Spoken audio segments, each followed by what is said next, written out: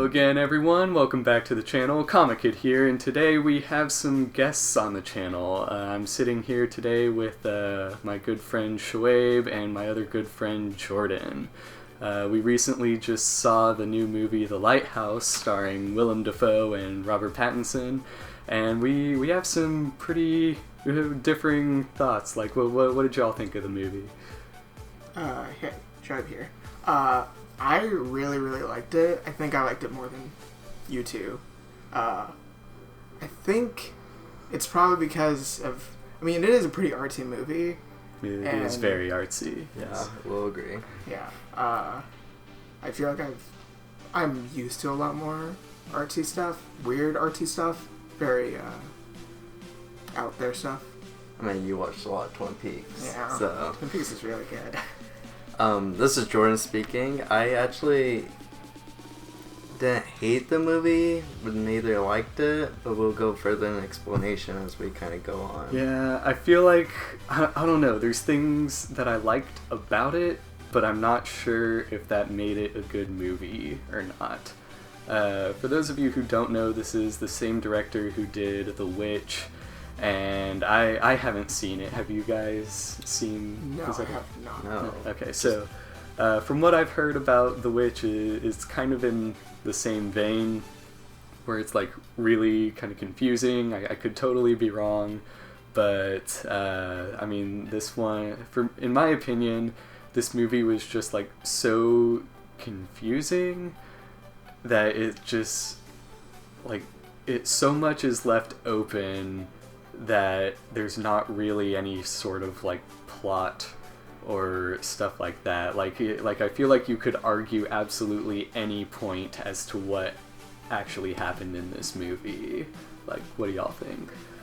We were talking earlier where there's a lot of scenes of him just working and like nothing's really going on. It's sort of boring, and it's like, but what if they want it to be boring?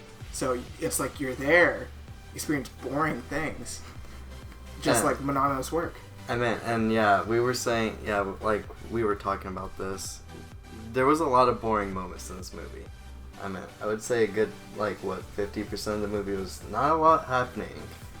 Yeah. But the other 50% where stuff was happening, I was really confused, but it was interesting at the same time. And even the 50% that was boring, it felt purposeful. It wasn't there just to fill time. I feel like everything was on purpose.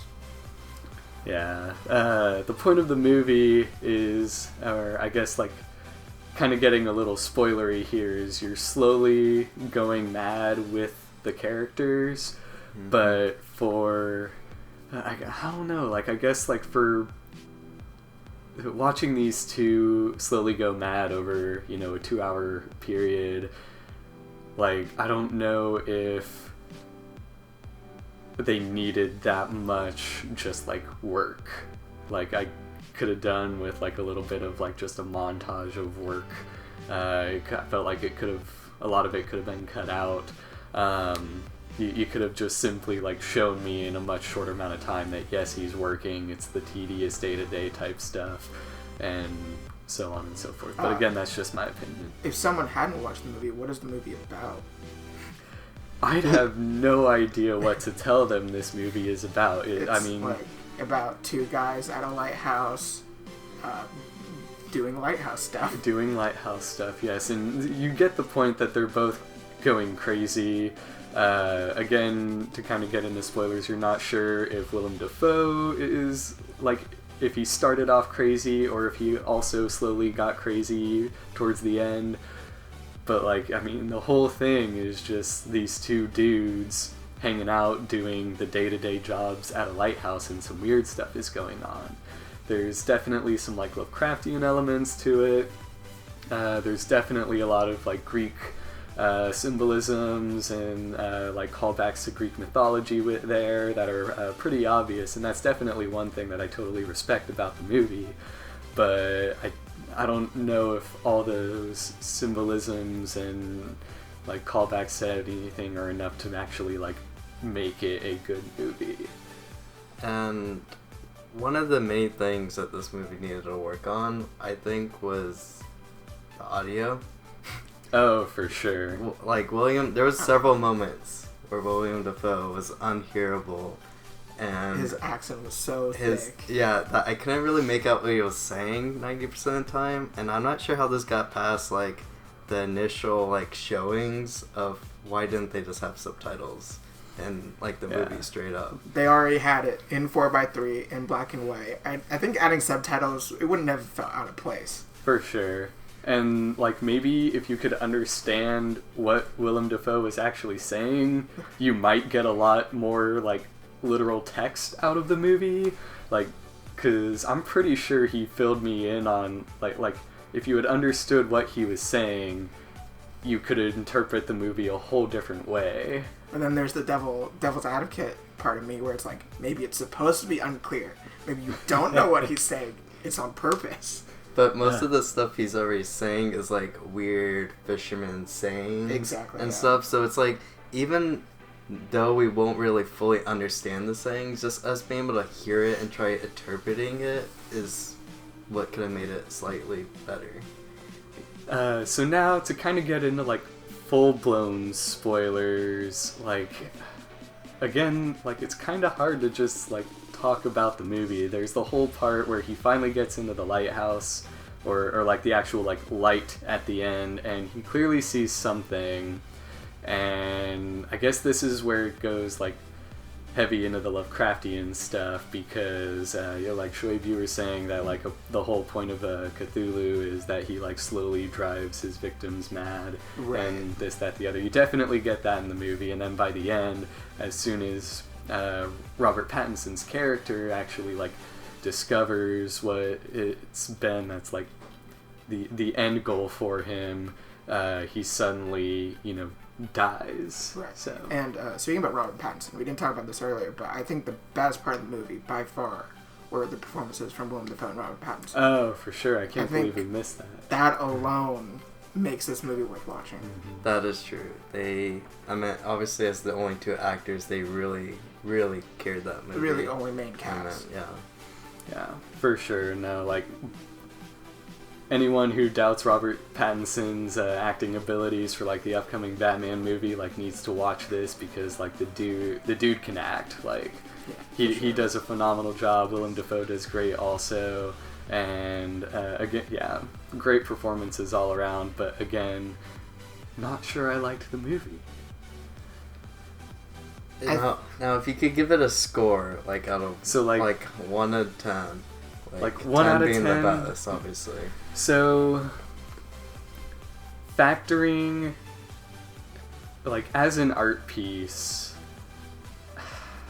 I guess like a nice solid like B+. Like, I get that there's a lot of subtext there. I get that this is definitely the kind of thing you can watch more than once and, interpret different ways. So, like, as an art form, like a solid, like, B+, like, 85, I guess. But as far as, like, general story goes, probably more like a 60, more like maybe like D, C minus, around there. Like, it just really, I don't know, because I have so many questions, because there's so many like broad strokes in the movie and so many ways to interpret it, I feel like it just, I don't mind having like an open ending or anything. I don't need all my questions answered, but I'd like to know vaguely what was going on. Like, what would y'all say? Now, personally, I'm almost in the same boat as you. I would give it like a 7.5, just overall. Just because, it was there was several entertaining moments. There were several weird moments. Even though there were several boring moments, the entertaining moments made up for it. But I agree with the story part.